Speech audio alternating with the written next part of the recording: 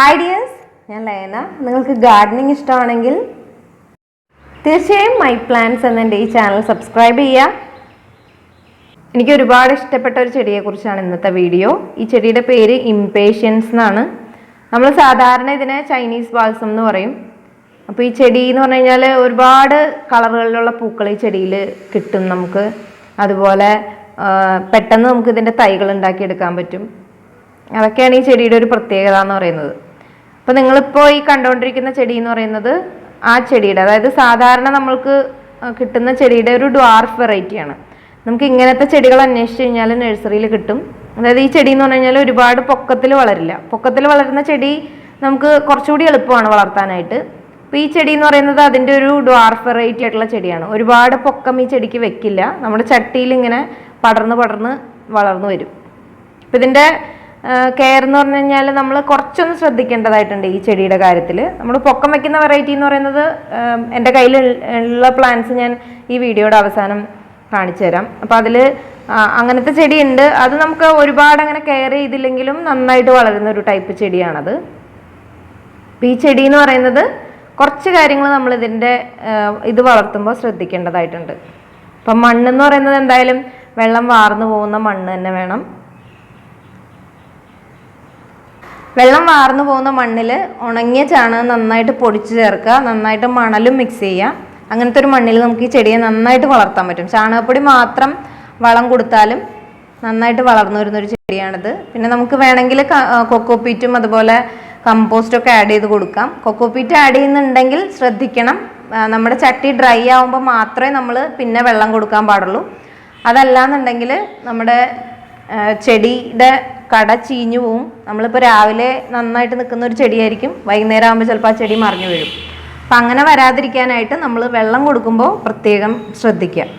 സൂര്യപ്രകാശത്തിൻ്റെ കാര്യമാണെന്നുണ്ടെങ്കിൽ സൂര്യപ്രകാശം ഒരു പരിധിവരെയൊക്കെ സഹിക്കുന്ന ഒരു ചെടിയാണ്. നമ്മുടെ സാധാരണ ആ ഒരു ചൈനീസ് ബാൾസത്തിൻ്റെ ചെടി, അതായത് പൊക്കം വെക്കുന്ന ആ ഒരു വെറൈറ്റി എന്ന് പറയുന്ന ചെടി വെയിൽ ഒരുവിധമൊക്കെ സഹിച്ച് ഇരിക്കുന്ന ഒരു ചെടിയാണ്. നമ്മൾ എല്ലാ ദിവസവും നനയ്ക്കുന്ന ഒരു ചെടിയാണെന്നുണ്ടെങ്കിൽ അത് ഉച്ചയ്ക്കൊക്കെ ഉള്ള ആ വെയിൽ കണ്ടിന്യൂസ് കൊള്ളുന്നതുകൊണ്ട് വലിയ പ്രശ്നങ്ങളൊന്നും വരാൻ പോകുന്നില്ല ആ ചെടിക്ക്.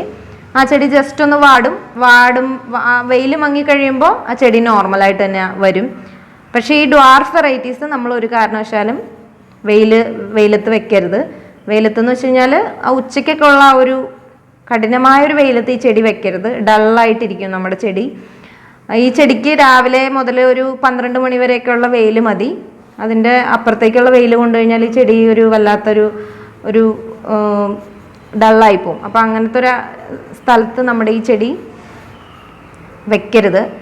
പിന്നെ നല്ല വേനൽക്കാലം ആവുന്ന സമയത്ത് നമ്മുടെ സാധാരണ പൊക്കം വെക്കുന്ന വെറൈറ്റി ആണെങ്കിലും ഒരുപാട് വെയിലത്തിരുന്ന് കഴിഞ്ഞാൽ ആ ചെടിക്കൊരു മുരടിപ്പ് പോലെ ഫീൽ ചെയ്യും. അപ്പോൾ അങ്ങനത്തെ ഒരു സമയത്ത് കുറച്ചൊരു ഷെയ്ഡിലേക്ക് ആ ചെടി മാറ്റി വെക്കുന്നതായിരിക്കും നല്ലത്. പിന്നെ നമുക്ക് വെള്ളം നനയ്ക്കുന്ന കാര്യം പറയുകയാണെന്നുണ്ടെങ്കിൽ സാധാരണ ഒരു നന മതി. അതായത് വിൻ്റർ സീസണിലൊക്കെ ആണെങ്കിൽ ഒന്നിടവിട്ട ദിവസങ്ങളിൽ നനയ്ക്കുക. അതുപോലെ വേനൽക്കാലം ആകുമ്പോൾ എല്ലാ ദിവസവും നനയ്ക്കുക. പിന്നെ നമുക്ക് രാവിലെ തന്നെ നനയ്ക്കുകയാണെങ്കിൽ അതായിരിക്കും നല്ലത്. അതായത് നല്ല വേനൽക്കാലം ആവുന്ന സമയത്ത് നമ്മൾ ഈ ചെടിയെ എല്ലാ ദിവസവും നനയ്ക്കേണ്ടി വരുമ്പോൾ നമ്മൾ എല്ലാ ദിവസവും രാവിലെ തന്നെ നനയ്ക്കാനായിട്ട് ശ്രദ്ധിക്കുക. നല്ല വെയിലുള്ളൊരു സമയത്ത് ഒരിക്കലും ഈ ചെടിക്ക് വെള്ളം ഒഴിക്കരുത്. വെയിലത്തിരിക്കുകയാണെന്നുണ്ടെങ്കിൽ പ്രത്യേകിച്ചും ആ ഒരു സമയത്ത് നമ്മൾ പെട്ടെന്ന് കൊണ്ടുപോയി വെള്ളം ഒഴിച്ചാലൊക്കെ ഈ ചെടി കേടായി പോകാൻ സാധ്യതയുണ്ട്. അപ്പം അങ്ങനെ ചെയ്യാതിരിക്കുക. പിന്നെ നമ്മൾ വളം കൊടുക്കുന്ന കാര്യമാണെന്നുണ്ടെങ്കിൽ നമുക്ക് ചാണകപ്പൊടി മാത്രം വളം കൊടുത്താലും ഈ ചെടി നന്നായിട്ട് വളരും. കമ്പോസ്റ്റൊക്കെ കൊടുക്കാവുന്നതാണ്. അതുപോലെ നമുക്ക് വേനൽക്കാലം ആകുമ്പോൾ നമുക്ക് നല്ലത് ലിക്വിഡായിട്ടുള്ള എന്തെങ്കിലും വളങ്ങൾ ഈ ചെടിക്ക് കൊടുക്കുന്നതാണ് നല്ലത്. അപ്പം അങ്ങനെ കൊടുക്കാൻ നല്ലത് എപ്പോഴും വേപ്പിൻ പിണ്ണാക്ക് വെള്ളത്തിലിട്ട് പുളിപ്പിച്ച് ആ വെള്ളം ഡൈല്യൂട്ട് ചെയ്ത് ഒഴിച്ചു കൊടുക്കുക. ഇതെൻ്റെ കയ്യിലുള്ള പൊക്കം വെക്കുന്ന വെറൈറ്റിയിലുള്ള ഒരു പ്ലാന്റ് ആണ്. അപ്പം നല്ല വേനൽക്കാലം ആവുന്ന സമയത്ത് നമുക്ക് വേപ്പിൻ പിണ്ണാക്കും അതുപോലെ കടലപ്പിണ്ണാക്കും ഒക്കെ വെള്ളത്തിലിട്ട് വെച്ചിട്ട് ആ വെള്ളം പുളിപ്പിച്ച് നമുക്കത് ഡൈല്യൂട്ട് ചെയ്ത് ഈ ചെടിക്കൊക്കെ ഒഴിച്ചു കൊടുക്കാം. വേപ്പിൻ പിണ്ണാക്കിൻ്റെ വെള്ളം ഒഴിച്ചു കൊടുത്തു കഴിഞ്ഞാൽ തന്നെ നന്നായിട്ട് ഇതിന് കുറേ ബ്രാഞ്ചസ് പൊട്ടി മുളച്ച് വരും, നല്ല ഭംഗിയായിട്ട് വളർന്നു വരും. അപ്പോൾ നല്ല വേനൽക്കാലം ആവുന്ന സമയത്ത് നന്നായിട്ട് പൊടിച്ച ചാണകം ഉണങ്ങിയതും അതുപോലെ ഈ വേപ്പിൻ പിണ്ണാക്കിൻ്റെ വെള്ളമൊക്കെ ഒഴിച്ചു കൊടുക്കുകയാണെന്നുണ്ടെങ്കിൽ നന്നായിട്ട് തന്നെ ഈ ചെടി നിൽക്കും. പിന്നെ ഒരുപാട് വെയിലുള്ള സ്ഥലത്ത് വെച്ചിരിക്കുകയാണെങ്കിൽ പൊതുവേ ഈ ചെടി നല്ല വേനൽക്കാലം ആകുമ്പോൾ കുറച്ച് ഡള്ളാവുന്ന ഒരു സമയമാണ്. ഒരുപാട് രോഗങ്ങളും കാര്യങ്ങളൊക്കെ വരുന്ന ഒരു സമയം കൂടിയാണ് വേനൽക്കാലം എന്ന് പറയുന്നത്. അപ്പോൾ ആ സമയത്ത് നമ്മൾ ഈ ചെടിയെ കുറച്ച് ശ്രദ്ധിക്കേണ്ടതായിട്ട് വരും. അപ്പം ഇതിൽ മെയിനായിട്ട് വരുന്നൊരു കീടങ്ങൾ എന്ന് പറയുന്നത് കാറ്റർപില്ലർ ഇതിൽ വരും. നമ്മൾ ശ്രദ്ധിച്ചില്ല എന്നുണ്ടെങ്കിൽ ഇതിൻ്റെ എല്ലാ ഇലയും തിന്ന് തീർന്നു കഴിയുമ്പോഴായിരിക്കും നമ്മൾ കാണുന്നത്. കാറ്റർപില്ലറും പുഴുവൊക്കെ ഉണ്ടെന്നുണ്ടെങ്കിൽ നമുക്ക് അതിനെ നോക്കിയിട്ട് എടുത്ത് കളയുകയാണെങ്കിൽ അതായിരിക്കും നല്ലത്. അതിന് വേണ്ടിയിട്ട് പ്രത്യേകിച്ച് ഒരു കീടനാശിനിയൊന്നും ചെയ്യേണ്ട ആവശ്യമില്ല. സ്പൈഡർ മൈറ്റ്സ് വരും. സ്പൈഡർ മൈറ്റ്സ് വന്നാൽ ഈ ചെടി മൊത്തം നശിച്ചു പോകും. അപ്പം നമ്മൾ ശ്രദ്ധിച്ചുകൊണ്ടിരുന്ന് കഴിഞ്ഞാൽ നമ്മൾ ആദ്യത്തെ ഒരു ബ്രാഞ്ചിൽ കാണുമ്പോൾ തന്നെ ആ ബ്രാഞ്ച് വെട്ടി മാറ്റുകയൊക്കെ ചെയ്ത് കഴിഞ്ഞാൽ ഒരു പരിധി വരെ നമുക്ക് തടയാൻ പറ്റും. അതല്ലാന്നുണ്ടെങ്കിൽ സോപ്പ് വാട്ടർ സ്പ്രേ ചെയ്യാം. സോപ്പ് വാട്ടർ ഏതെങ്കിലും ലിക്വിഡ് ആയിട്ടുള്ള ഡിഷ് വാഷ് എടുത്തിട്ട് നമ്മളത് ഒരു 5 ml എടുത്ത് 1 ലിറ്റർ വെള്ളത്തിൽ കലക്കിയിട്ട് നമുക്കത് സ്പ്രേ ചെയ്താൽ സ്പൈഡർ മൈറ്റ്സിന് നമുക്ക് മാറ്റാൻ പറ്റും. ഇതിൽ മെയിനായിട്ട് വരുന്ന രോഗങ്ങൾ എന്ന് പറയുന്നത് പൗഡറി മിൽഡ്യൂ, അതുപോലെ ഡൗണി മിൽഡ്യൂ, ഈ രോഗങ്ങളൊക്കെ വരും. ഈ രോഗങ്ങളൊക്കെ വന്നു കഴിഞ്ഞാൽ ഈ ചെടി നശിച്ചു പോകും. ഒന്നും നമുക്കതിൽ നിന്ന് ചിലപ്പോൾ അതിൻ്റെ ബ്രാഞ്ചസ് എടുത്തിട്ട് പിടിപ്പിച്ച് വെക്കാൻ പോലും നമുക്ക് പറ്റിയെന്ന് വരില്ല. അപ്പം അങ്ങനെ വരാതിരിക്കാനായിട്ട് നമുക്ക് നീം ഓയിൽ സ്പ്രേ ഒക്കെ ഇടയ്ക്ക് കൊടുക്കുക. സോപ്പ് വാട്ടറും നീം ഓയിൽ സ്പ്രേ ഒക്കെ ഇടയ്ക്ക് നമുക്ക് ഈ ചെടിക്ക് കൊടുക്കാവുന്നതാണ്.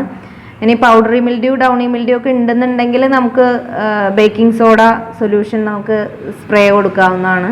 അപ്പം അങ്ങനെയൊക്കെ നമുക്ക് ചെയ്തിട്ട് നമുക്ക് ഈ ചെടിയെ രക്ഷിച്ചെടുക്കാവുന്നതാണ്. ഇപ്പം ഇതിൻ്റെ ഈ ഒരു ഇലകളിലൊരു വെളുത്ത പാട് പോലെ നമുക്ക് കാണാൻ പറ്റും. അപ്പം അതെന്ന് പറയുന്നത് ഈ ഒരു സ്പൈഡർ മൈറ്റ്സിൻ്റെ അറ്റാക്കാണത്.